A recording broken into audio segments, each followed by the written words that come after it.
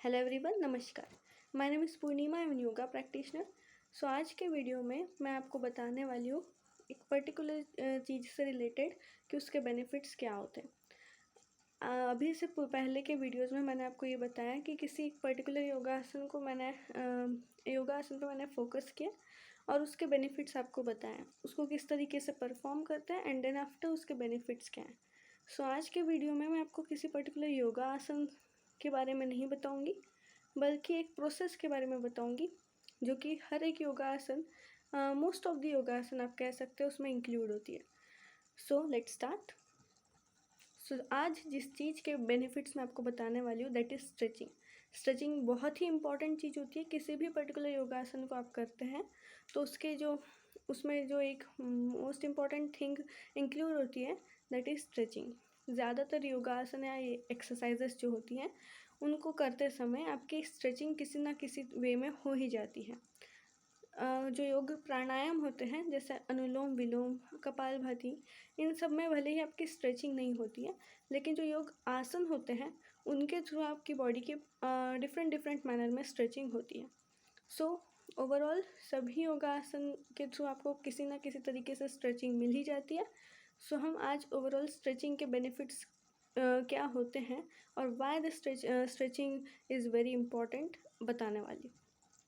सो before कि मैं आपको ये बताऊं कि स्ट्रेचिंग किस किस तरीके से की जा सकती है, कौन कौन से योगासन मेजरली स्ट्रेचिंग के लिए स्ट्रेचिंग में इन्वॉल्व होते हैं, एज अ स्ट्रेचिंग जिनको किया जा सकता है, मैं आपको ये बताना चाहूँगी कि स्ट्रेचिंग करने के बेनिफिट्स क्या हैं। So first benefit is it increases your flexibility. आपकी फ्लेक्सिबिलिटी को बढ़ाता है, एक तरीके से इम्प्रूव करता है। सो अगर आपकी फ्लेक्सिबिलिटी प्रॉपर मैनर में नहीं होगी तो आप स्ट्रेचिंग अगर करते हैं ऑन डेली बेसिस तो आपकी फ्लेक्सिबिलिटी इंक्रीज होगी। So this is the first benefit of that is stretching. Second benefit is it improves your posture. कई सारे योगासन जो हम करते हैं सो उनमें एक कॉमन बेनिफिट जो होता है दैट इज़ आपके पोस्चर को इम्प्रूव करना। जैसे कि फ्लेक्सिबिलिटी इंक्रीज करना एक कॉमन बेनिफिट है, वैसे ही बॉडी पोस्चर को इम्प्रूव करना is also common benefit of most of the योगासन। सो स्ट्रेचिंग अगर करते हैं तो आपकी बॉडी पोस्चर में भी इम्प्रूवमेंट आती है। So the third and the most important benefit of stretching is it reduces the risk of injury. That अगर आप स्ट्रेचिंग ऑन डेली बेसिस करते हैं तो आपकी बॉडी फ्री होती है, एक तरीके से किसी भी पोजीशन में आप बैलेंस्ड मैनर में स्टे कर सकते हैं अगर आप स्ट्रेचिंग करते हैं तो, क्योंकि आपकी बॉडी फ्री होती है to do all kind of movements. So it was our third benefit and very important benefit too. Now we are going towards our last benefit, which I am going to tell you, that is it improves your performance in physical activities. सो अगर आप stretching करते हैं तो आपके किसी भी physical activity को आप परफॉर्म कर रहे हैं तो वो आप प्रॉपर मैनर में कर पाएंगे अगर आपकी फ्लेक्सिबिलिटी अच्छी है, अगर आप ऑन डेली बेसिस अगर आप स्ट्रेचिंग करते हैं तो। सो एट द एंड हम आज भी बताऊंगी आपको कि किस तरीके से स्ट्रेचिंग की जा सकती है। कई सारे तरीके हैं स्ट्रेचिंग करने के, लेकिन कुछ बेसिक तरीके जो आप स्ट्रेचिंग के लिए यूज़ कर सकते हैं अभी हम देखते हैं। सो स्ट्रेचिंग करने का एक तरीका ये है कि आप अपने दोनों हाथों को, अपने फिस्ट को इस तरीके से बंद कर लें, अपने दोनों हाथों को इस तरीके से एक दूसरे के अपोजिट मैनर में रखें और देन आपको अपनी लोअर बॉडी को सेम एग्जैक्ट दैट पोजीशन में रखना है जिस पोजीशन में आप खड़े हैं। आपकी सिर्फ कमर के ऊपर का portion that is upper body सिर्फ इस तरीके से टर्न होगी, दोनों हाथ और आपकी अपर बॉडी इस तरीके से टर्न होगी, जिससे आपकी स्पाइनल कॉर्ड में बहुत अच्छा स्ट्रेच मिलता है। सो एक बार लेफ्ट साइड और एक बार राइट साइड, इस तरीके से एक तरीका है स्ट्रेचिंग करने का। इसको फास्ट मैनर में करेंगे तो it will give you more benefits. So ये एक तरीका है स्ट्रेचिंग करने का।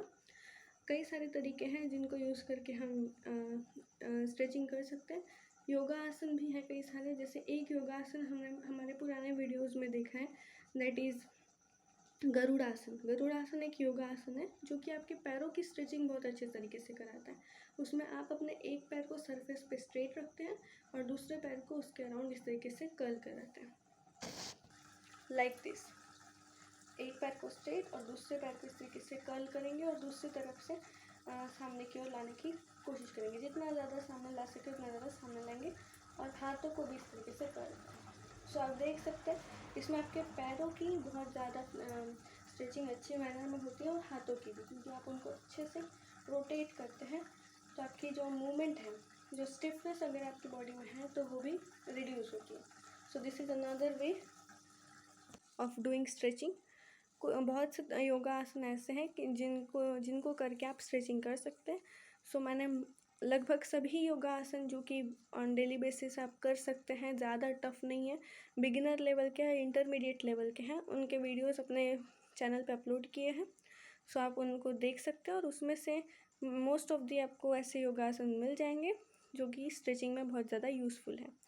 सो एक तरीका जो है किसी भी योगासन को पहचानने का कि वो आपके बॉडी की स्ट्रेचिंग को, फ्लेक्सिबिलिटी को इंक्रीज़ कर रहा है कि नहीं, आप ये देख सकते हैं कि उसमें आपकी बॉडी की मूवमेंट प्रॉपर मैनर में हो रही है। अगर आपके हाथों में बहुत ज़्यादा स्ट्रेच आ रहा है सो ऑफकोर्स आप उस पर्टिकुलर योगा आसन को as a stretching exercise use कर सकते हैं।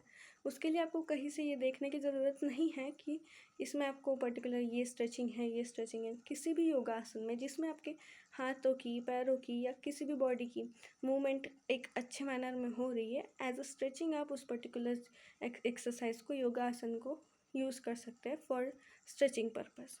So it's very simple, but the thing which is important कि आपको स्ट्रेचिंग करना है, चाहे किसी भी तरीके से करें, चाहे आप कार्डियो एक्सरसाइज करें, सिंपली योगा करें, डजेंट मैटर।